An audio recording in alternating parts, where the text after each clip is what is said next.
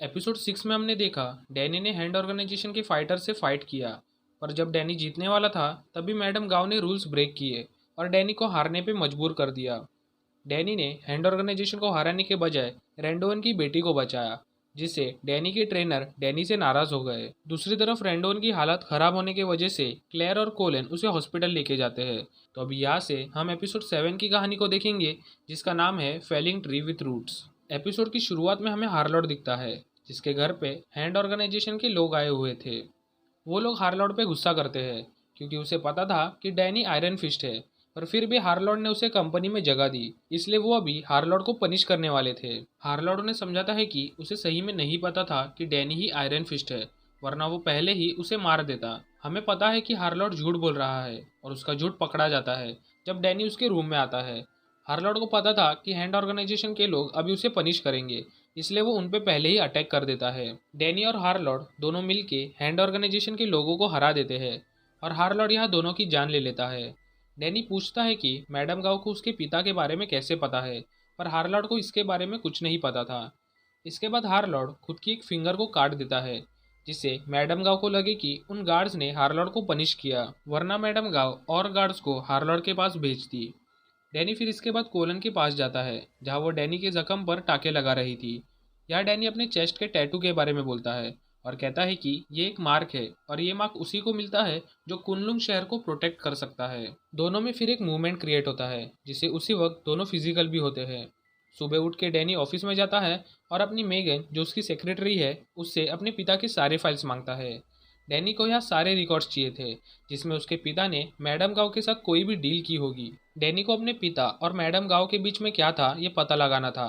तभी ऑफिस में ही डैनी को जॉय मिलती है और जॉय डैनी को एक अपॉलॉजी लेटर देती है, जो उसे मीडिया के सामने बोलना था। डैनी की एक छोटी गलती की वजह से उनकी कंपनी को बहुत ही नेगेटिव इफेक्ट सहन करने पड़ रहे थे, और ये लेटर मीडिया के सामने बोलने से वो इफेक्ट कुछ हद तक कम हो जाते। जॉय ये सब कुछ डैनी को समझा रही थी कि तभी डैनी को मैडम गांव उनके ऑफिस में दिखती है, और जॉय की बातों को नज़रअंदाज करके डैनी मैडम गांव के पीछे जाता है। डैनी अपने पिता के बारे में पूछता है कि मैडम गांव उसे कैसे जानती है, पर मैडम गांव उसे कुछ सही जवाब नहीं देती और बस यहाँ वहाँ की बातें करती रहती है। मैडम गांव बताती है कि कुनलुंग के प्रोटेक्टर को कुनलुंग शहर में ही रहना चाहिए, पर डैनी यहाँ अपनी लग्जरी लाइफ को एंजॉय करने आया है। वो डैनी को धमकी देती है कि अगर वो उनके बिजनेस के बीच आया तो मैडम गांव कोलन और क्लेयर को मार देगी। इसके बाद मैडम गांव लिफ्ट से वहां से चली जाती है और डैनी भी उसका पीछा करता है। डैनी देखता है कि मैडम गांव ने इसी ऑफिस के 13 फ्लोर पे अपना भी एक ऑफिस बना के रखा है, जहाँ से वो अपने ड्रग के सारे बिजनेस को संभालती थी। मैडम गांव के जाने के बाद डैनी एक लड़की को पकड़ता है जो ये बिजनेस को हैंडल करती थी। डैनी उस लड़की से मैडम गांव की बिजनेस की सारी इन्फॉर्मेशन ले लेता है।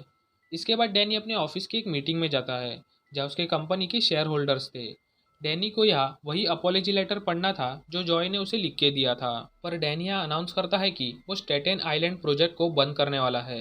ये वही प्रोजेक्ट है जिसके वजह से उस आइलैंड के लोगों को कैंसर हो रहा था, और इसीलिए डैनी उसको बंद करने वाला था। इस बात से सारे शेयर होल्डर्स गुस्सा होते हैं, पर डैनी ने फैसला ले लिया था और इवन उसने मीडिया में भी ये खबर बता दी थी। इसके बाद डैनी हार्लॉट के पास जाता है और यहाँ दोनों हैंड ऑर्गेनाइजेशन के सारे बिजनेस की इन्फॉर्मेशन देख रहे थे।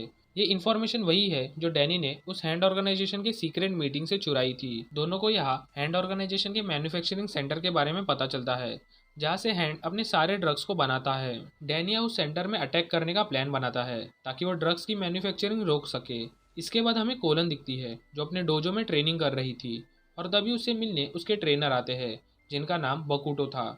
कोलन यहाँ डैनी के बारे में अपने ट्रेनर को बताती है कि वो एक आयरन फिस्ट है जो हैंड ऑर्गेनाइजेशन को हरा सकता है। इसके बाद कोलन अपने स्टूडेंट्स को कॉन्ग्रेचुलेशन कर रही थी क्योंकि उसने अपनी एजुकेशन पूरी कर ली थी और अब वो यहाँ से जाने वाला था। इसके बाद डैनी वहाँ आता है और कहता है कि उसे हैंड ऑर्गेनाइजेशन के मैन्युफैक्चरिंग सेंटर के बारे में पता चल गया है, इसलिए वहाँ जाने के लिए डैनी कोलन को भी साथ आने के लिए कहता है। डैनी फिर लीडर यांग के पास जाता है और उससे भी हेल्प मांगता है ताकि वह हैंड ऑर्गेनाइजेशन के लोगों पे अटैक कर सके।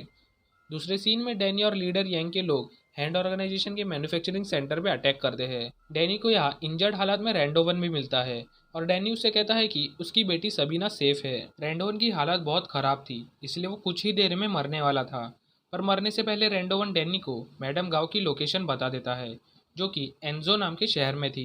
डैनी ये सुन के शॉक होता है क्योंकि बचपन में जब उसका प्लेन क्रैश हुआ था तब उसकी फैमिली भी उसी शहर जाने वाली थी जहाँ अभी मैडम गाँव गई है। इसके बाद हम वार्ड की कहानी देखेंगे जहाँ जॉय उसे कल के बिहेवियर के लिए चिल्ला रही थी। वार्ड उसे बताता है कि उसके लाइफ में बहुत ज़्यादा स्ट्रेस है जो वो किसी को भी बता नहीं सकता। इसके बाद वार्ड को हार्लॉर्ड का फ़ोन आता है और वो उसे अपने रूम में बुलाता है। वार्ड जब हार्लॉर्ड के रूम में जाता है तब उसे वही दो गार्ड्स दिखते हैं जिसे हार्लॉर्ड ने मारा था। हार्लॉर्ड अभी भी उन्हें हैमर से मार रहा था ताकि उनकी बॉडी को फोल्ड करके लेके जा सके।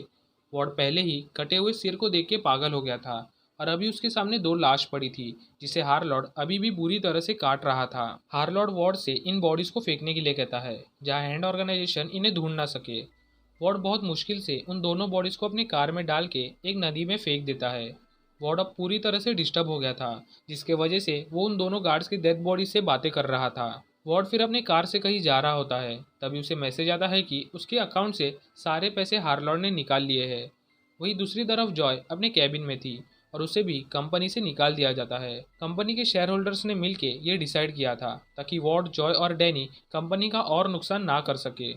वार्ड गुस्से से अपने पिता हार्लॉर्ड के पास जाता है और उन्हें चिल्लाता है क्योंकि उन्होंने उसके अकाउंट में से सारे पैसे निकाल लिए थे।